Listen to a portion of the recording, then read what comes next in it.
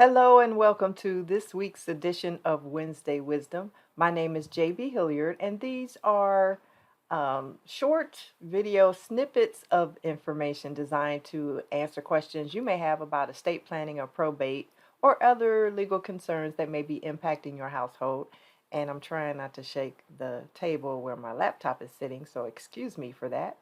But at any rate, for this week, for these Wednesday Wisdom videos, I usually come from the perspective of the estate planner, you as the drafter or the writer of these wills and other estate planning documents.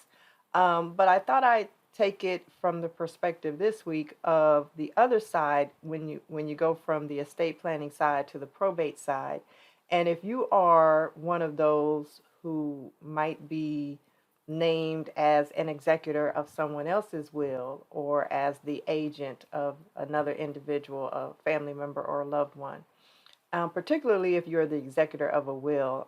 And always these videos are designed because, or my intention initially was that, we don't know what we don't know. And in talking to a client last week and in kind of observing some other family members due to some deaths in my own extended families over the last couple of weeks, I thought it would be pertinent to mention this again in a different way.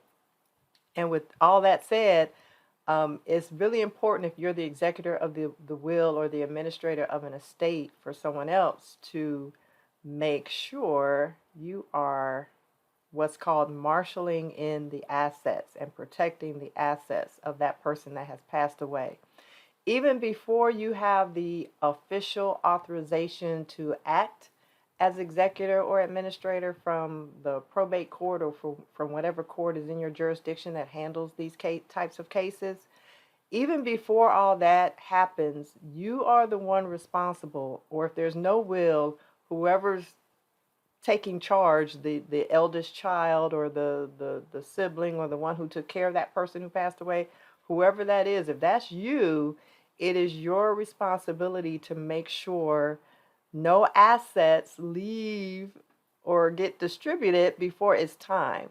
So I know sometimes people, they're going by what's in the will, but they don't really understand or even know that there is a certain order before any distributions happen to those beneficiaries or to those heirs. And so you are ultimately responsible and will be held accountable for those assets, for that money, for those furnishings, for those cars, for whatever that property is. You're going to be responsible for it as the executor or administrator. And so you don't want things to start leaving or disappearing either knowingly or unknowingly before it's time. So it's real important for you to, first of all, marshal those assets, lock them up, lock up the house or the apartment, make sure no one has just easy access coming in and out.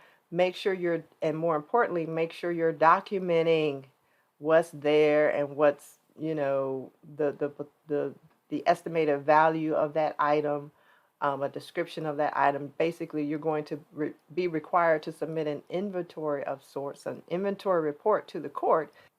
So you might as well get going on that, sooner versus later. And you just want to make sure you're tracking everything. If you're still paying bills on behalf of that person that passed away, you want to be tracking that, even if you're having to initially pay out of your own pocket. But you want to make sure that no one has access to accounts that unfortunately, there are some family members out there that tend to think, oh, this is a free-for-all, so let me get my hands on mom's money or dad's money now. Before, while I have a chance. So you want to kind of try to nip all of that in the bud earlier on so that when it's time to distribute those assets, that there are assets to distribute. And that the bills or any creditor claims or any taxes or all of that has already been settled.